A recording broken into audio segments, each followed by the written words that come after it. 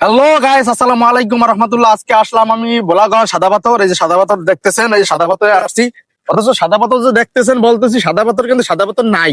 এই সব জায়গা দেখেন সাদা পাথর কিন্তু নাই। এই সাদা পাথর গুলা কিন্তু ওই যে আপনারা অনেকে ইউটিউবে সবকিছু শোনাশুনি করছে যে পাথরগুলো নাই, পাথরগুলো নাই, পাথরগুলো কই গেছে।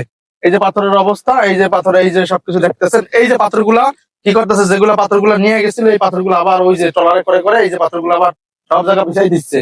এবং সামনে যে দেখতেছেন অনেক দূর যে দেখা যাইতেছে পুরোটাই কিন্তু পাথর লুট হওয়া। পুরোটাই কিন্তু পাথর লুট হওয়া। একবারে পুরোটা ওই পাথর নাই, একবার ওই মাথা পর্যন্ত কোনো পাথরই নাই।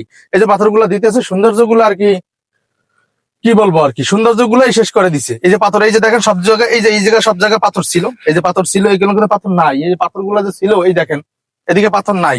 মূল কেন্দ্র হচ্ছে, আপনারা তো বলেন অনেকে যে ভিডিও গুলো পাথর পাথর পাথর পাথর, এই সাইডের পাথরগুলো নিয়ে গেছে। আমার যে পিছনের যে পাথরগুলো দেখছে ওটা নিয়ে গেছে। এই সাইডের যে মেইন কেন্দ্র আছে, এই কেন্দ্রটা এখান থেকে পাথর কেউ ধরে নাই।